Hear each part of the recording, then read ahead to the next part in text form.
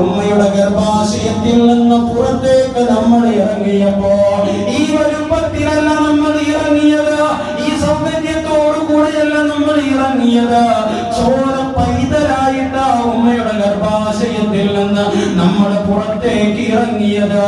ആ സമയത്ത് പ്രായാധിക്യം കൊണ്ട് പ്രയാസം അനുഭവിക്കുന്ന ഉമ്മ ഇപ്പൊ ചോദിക്കുന്നത് പോലെ ചെറുപ്പത്തിൽ ഞാനും നിങ്ങളും നമ്മുടെ ഉമ്മമാരോട് ഇതേപോലെ ചോദിച്ചിട്ടുണ്ട്, ഉപ്പയോട് ഇതുപോലെ ചോദിച്ചിട്ടുണ്ട്.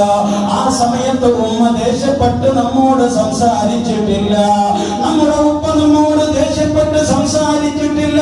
നമ്മൾ ചോദിക്കുന്നതിനേക്കാൾ നീറ്റായ രൂപത്തിൽ സമാധാനത്തോടുകൂടെ നമ്മളോട് ഉമ്മ മറുപടി പറഞ്ഞിട്ടുണ്ടെങ്കിൽ എന്തുകൊണ്ട് ഈ പ്രായമായപ്പോ പ്രായാധിക്യം കൊണ്ട് പ്രയാസം അനുഭവിക്കുന്ന ഉമ്മ നമ്മളോട് ഓരോ കാര്യങ്ങൾ ചോദിക്കുമ്പോ എന്തുകൊണ്ട് നമുക്ക് ഗൗരവം വരുന്നു, ഉമ്മയോട് ദേഷ്യം വരുന്നു?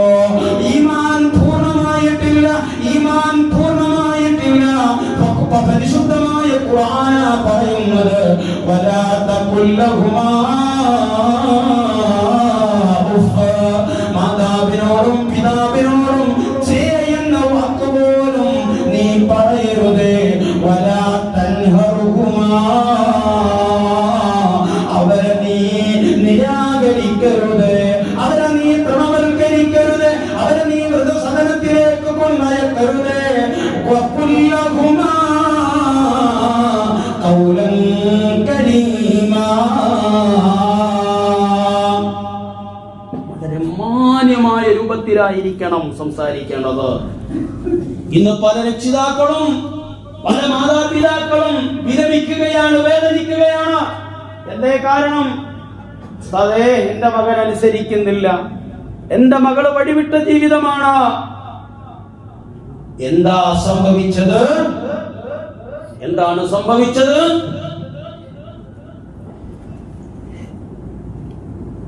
പ്രിയപ്പെട്ടവരെ, നാം കൊയ്തലേ നമുക്ക് എടുക്കാനുണ്ടാവുകയുള്ളൂ. പരിശുദ്ധമായ ഖുർആൻ പറഞ്ഞു, അല്ലാഹുവിന്റെ തൃപ്തി വേണോ, അല്ലാഹുവിന്റെ തൃപ്തി നിനക്ക് വേണോ, നിന്റെ മാതാവിന്റെ തൃപ്തി നിനക്ക് സംഭരിക്കാൻ സാധിക്കണം. നട്ടതേ കൊയ്യൂ. നാം നമ്മുടെ മാതാപിതാക്കളോട് എങ്ങനെയാണോ ഇടപെട്ടത്, മാതാവിന്റെയും പിതാവിന്റെയും ഹൃദയത്തിൽ വേദനിപ്പിക്കുന്ന ഒരു അംശം നമ്മുടെ ജീവിതത്തിന്റെ നാൾ വഴിയിൽ എവിടെയെങ്കിലും സംഭവിച്ചു പോയിട്ടുണ്ടെങ്കിൽ കരഞ്ഞ് കലങ്ങിയ കണ്ണുമായി മാതാവിന്റെയും പിതാവിന്റെയും കാൽക്കൽ വീണിട്ട്, എന്റെ പ്രിയപ്പെട്ട ഉമ്മ, എനിക്ക് സംഭവിച്ചു പോയത് വലിയ അപരാധമാണ്, ഉമ്മ എനിക്ക് പൊരുത്തപ്പെട്ട് തരണം എന്ന് പറഞ്ഞ് ഹൃദയത്തിന്റെ അടിത്തട്ടിൽ നിന്ന് ഉമ്മ പൊരുത്തപ്പെടാത്ത കാലമത്രയും, പ്രിയപ്പെട്ട പൊന്നുപ്പ പൊരുത്തപ്പെടാത്ത കാലമത്രയും, പ്രിയപ്പെട്ടവരെ, വലിയ അപകടമാണ്, വലിയ അപകടമാണ്. മരിക്കുന്നതിന്റെ മുമ്പ് ഏതെങ്കിലും ഒരു വഴിയിലൂടെ നാം അത് അനുഭവിച്ചിട്ടേ പോകൂ. എന്റെ വാക്കല്ല, പരിശുദ്ധമായ ഖുർആൻ, പരിശുദ്ധമായ ഖുർആനിന്റെ വാക്കാണ്. എന്താ മാതാവിന്റെയും പിതാവിന്റെയും ബന്ധത്തിന് നാം ഇത്ര നിരാകരിച്ചുകൊണ്ട് നിസാരവൽക്കരിച്ചുകൊണ്ടുള്ള ഒരു സ്ഥാനം നൽകിയത്?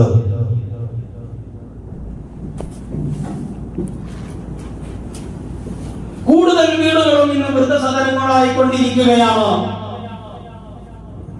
3 മക്കളുണ്ട്.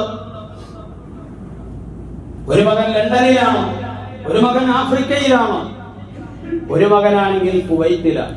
ഇവിടെ പാരാളത്, വീട്ടിൽ പാരാളത് മാതാവും പിതാവും. ഇത് യഥാർത്ഥത്തിൽ ഒരു വൃദ്ധസദനത്തിന് തുല്യല്ലേ? അല്ലേ? വാപ്പ സുഖമില്ലാതെ കിടക്കാം, ഉമ്മ വിളിക്കണം, മോനെ വാപ്പച്ചി സുഖമില്ല വരും. ഏയ് എനിക്കിപ്പൊ കഴിയൂല. മറ്റേ മകനോട് ചോദിക്കുന്നു, മോനെ ഒന്ന് വരുമോ? ഇപ്പോഴാണ് സുഖക്കേടില്ല മോനെ, ഏയ് നടക്കൂല. 3ാമത്തെ മകനോട് ചോദിക്കുന്നു, വരാൻ പറ്റും? ആരാ ഈ മക്കളെ ലണ്ടനിലേക്കും കുവൈത്തിലേക്കും അമേരിക്കയിലേക്കും ഒക്കെ പോകാനുള്ള പാകപ്പെടുത്തി എടുത്തത് ആരാണ്?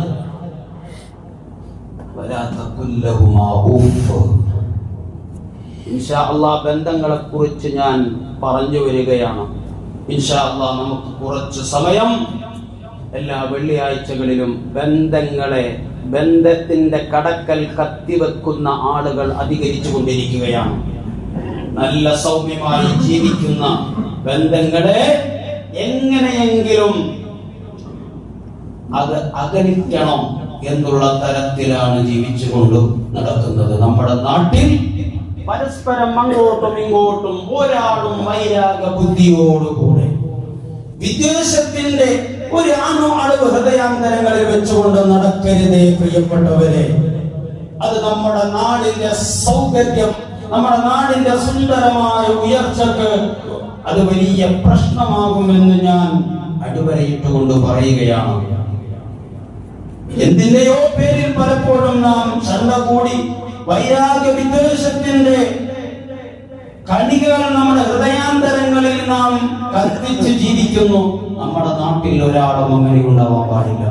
ഒരാളും അങ്ങോട്ടും ഇങ്ങോട്ടും പിണങ്ങി നടക്കാൻ പറ്റൂല. എല്ലാവരും സ്നേഹത്തോടുകൂടെ സന്തോഷത്തോടുകൂടെ ഒരാളൊരു പ്രയാസത്തിൽ പെടുമ്പോ അദ്ദേഹത്തെ കൈപിടിച്ചുയർത്തേണ്ടുന്ന ബാധ്യത നമുക്കാണെന്നുള്ള തിരിച്ചറിവോടുകൂടെ നമ്മൾ ജീവിക്കണം. അപ്പോഴാണ് നമ്മുടെ ആയുസ്സിൽ, നമ്മുടെ കുടുംബത്തിൽ, നമ്മുടെ സമ്പത്തിലെല്ലാം ബറക്കത്തുണ്ടാവുകയുള്ളൂ. എന്തിന്റെയൊക്കെ പേരിൽ പലപ്പോഴും നമ്മൾ അങ്ങോട്ടും ഇങ്ങോട്ടും തെറ്റി നടന്നിട്ടുണ്ടാവാം. ഇനി അങ്ങനെ എന്റെ മഹലിൽ ഉണ്ടാവാൻ പാടില്ല.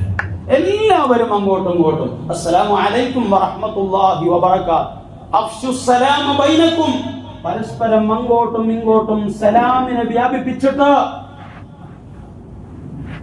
ആ അഴുകി ദ്രവിച്ച വൈരാഗ്യങ്ങളെ അറേബ്യൻ കടലിലേക്ക് വലിച്ചെറിഞ്ഞുകൊണ്ട് ഒരാളെയും തകർക്കണം, തളർത്തണം എന്നുള്ള മനോഭാവമില്ലാതെ എന്നേക്കാൾ മറ്റുള്ളവർ ഉയരണം, വളരണം എന്നുള്ള നല്ല ബുദ്ധിയോടുകൂടെയായിരിക്കണം എല്ലാവരും ജീവിക്കേണ്ടത്. അങ്ങനെയാകുമ്പോൾ അറിയാതെ അള്ളാഹു നമ്മുടെ സമ്പത്തിൽ ബറക്കത്ത് നൽകും, നമ്മുടെ കുടുംബത്തിൽ ബറക്കത്ത് നൽകും, നമ്മുടെ സന്താനത്തിൽ ബറക്കത്ത് നൽകും.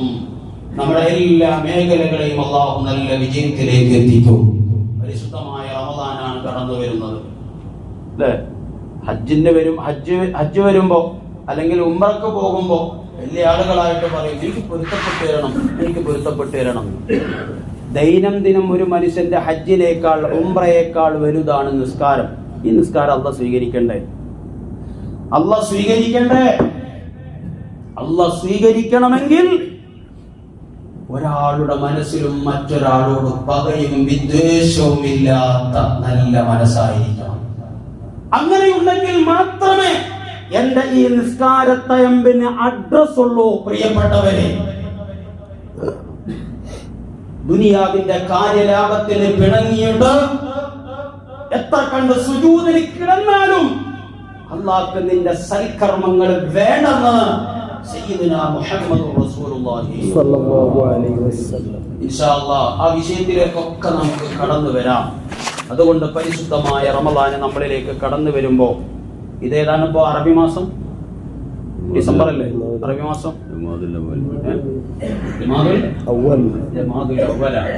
ഇനി എത്ര മാസം ഉണ്ട്? ജമാദുൽ അവ്വൽ കഴിഞ്ഞാൽ അടുത്തേതാ? ജമാദുൽ ആഖിർ. അത് കഴിഞ്ഞാൽ റമദാൻ അല്ലേ? കുറഞ്ഞ മാസങ്ങളെ ഉള്ളൂ, നന്നാവാനുള്ള സമയങ്ങളാണ് ഇനി. അതുകൊണ്ട് ഒരാളോടും ഒന്ന് ചിരിച്ച് അസ്സലാമു അലൈക്കും എന്ന് പറഞ്ഞാൽ തീരുന്ന പ്രശ്നമേ നമ്മൾക്കിടയിലൊക്കെ ഉള്ളൂ. മരിച്ചാൽ അല്ലെങ്കിൽ ഒന്ന് റോഡ് സൈഡിൽ കിടന്നാൽ താങ്ങേണ്ട ആള് ചിലപ്പോ നമ്മളെ ഏറ്റവും വലിയ ശത്രുവാണെന്ന് കാണുന്ന ആളായിരിക്കും. തല തറയിലടിക്കുന്നതിന്റെ മുമ്പേ പെട്ടെന്ന് വന്ന് താങ്ങുന്നത് നമ്മൾ മനസ്സിലാക്കണം. അല്ലാഹു ഒരാളോടും വിദ്വേഷമില്ലാതെ വൈരാഗ്യമില്ലാതെ നല്ല മനസ്സ് നൽകി അല്ലാഹു അനുഗ്രഹിക്കുമാറാവട്ടെ. ആമീൻ. പ്രിയമുള്ളവരെ, കഴിഞ്ഞ വെള്ളിയാഴ്ച യാക്കൂബക്കയുടെ പിരിവ് നമ്മൾ നടത്തിയിരുന്ന അൽഹംദുലില്ലാഹ് അപ്രതീക്ഷിതമായ നല്ലൊരു മുന്നേറ്റമാണ് ഈ ജമാഅത്തിലുള്ള ഓരോരുത്തരും ആ വിഷയം മനസ്സറിഞ്ഞ് നൽകി ഏറ്റെടുത്തത്. ആരെങ്കിലും തരാൻ ബാക്കിയുള്ളവരുണ്ടെങ്കിൽ അത് ഇന്ന് തന്നെ കമ്മിറ്റിയെ ഏൽപ്പിക്കണം. ഇനി ആർക്കെങ്കിലും തരാൻ താല്പര്യമുണ്ട് എങ്കിൽ അവരും ഇക്കൂട്ടത്തിൽ അത് പറയണമെന്ന്, കഴിഞ്ഞ വെള്ളിയാഴ്ച പറയാത്ത ആരെങ്കിലും ഉണ്ടെങ്കിൽ അത് പറയണമെന്ന് ഓർമ്മപ്പെടുത്തുന്നു.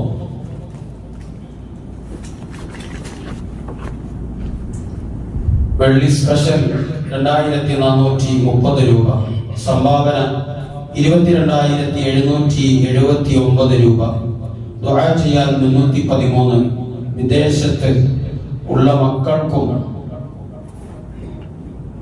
കുടുംബത്തിനും ഷാഹിദിനും ദുആ ചെയ്യുവാൻ വാട്ടർ ടാങ്കിലേക്ക് ഒരു സഹോദരൻ സംഭാവന ചെയ്ത് ദുആ ചെയ്യാൻ ഏൽപ്പിച്ചിരിക്കുന്നു. മരണപ്പെട്ട മാതാപിതാക്കൾക്ക് വേണ്ടി ദുആ ചെയ്യുവാൻ ഒരാൾ 10,000 രൂപ, മരണപ്പെട്ട ഭാര്യയ്ക്കും ഭാര്യപിതാവിനും വേണ്ടി ദുആ ചെയ്യാൻ ഒരാൾ 10,000 രൂപ, ഭാര്യയുടെ അസുഖം മാറുവാൻ ഒരാൾ 1,313 രൂപ, മറ്റൊരാൾ 500 രൂപ, ദുആ ചെയ്യാൻ ഒരാൾ 1000 രൂപ. ഞായറാഴ്ച ഉംറ യാത്രക്ക് പുറപ്പെടുന്ന സഹോദരിക്ക് മഖ്ബൂലും മബ്റൂറുമായ ഉംറ ചെയ്യുവാൻ, മർദിയായ സിയാറത്ത് ചെയ്യുവാനും ദുആ ചെയ്യാൻ ഒരാൾ സംഭാവന.